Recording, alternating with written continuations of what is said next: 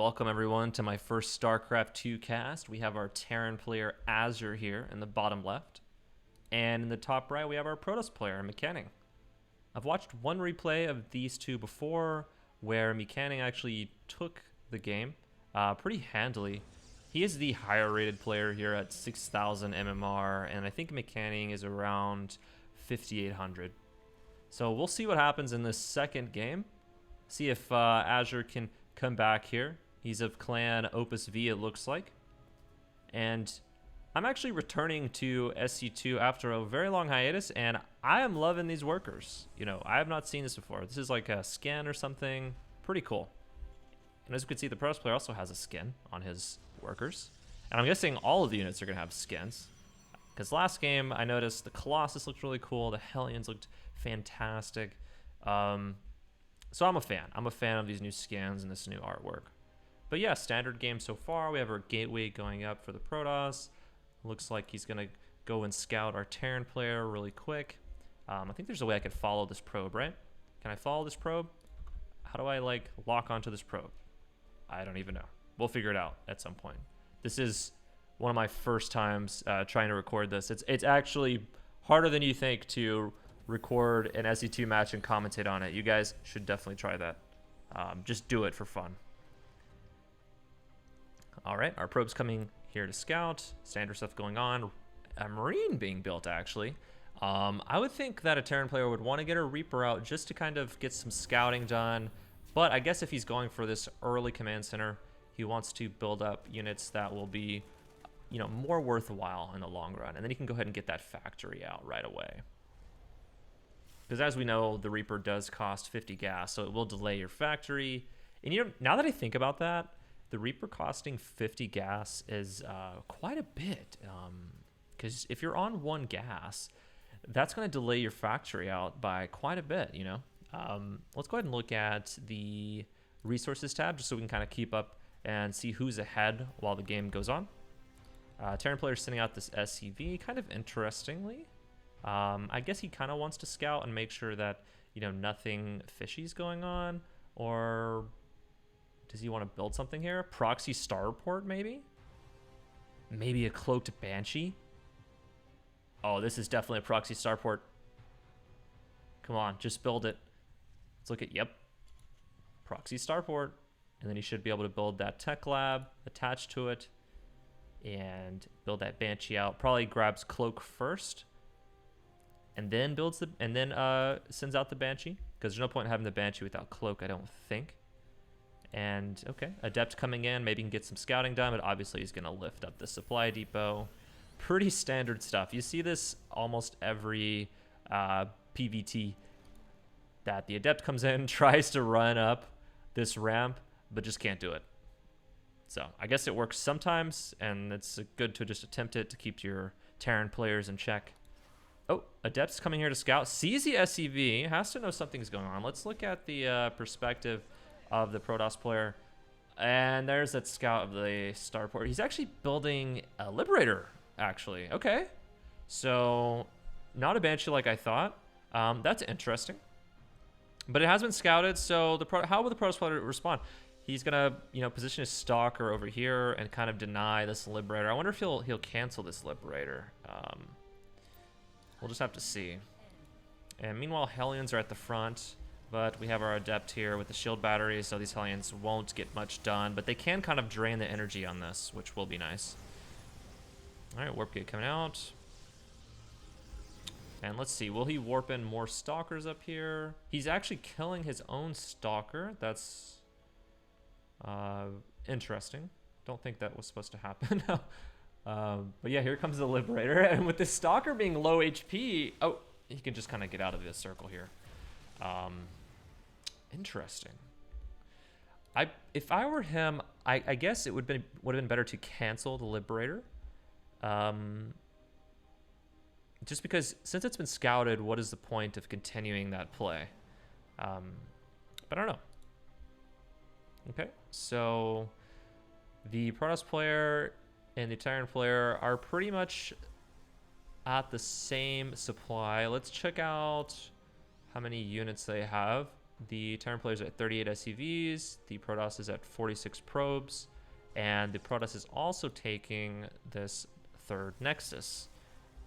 Let's check in our Terran player and see what's going on. Okay, we have 3 barracks, a factory, siege tanks coming out, and no third command center being built quite yet. So that should be kind of a red flag.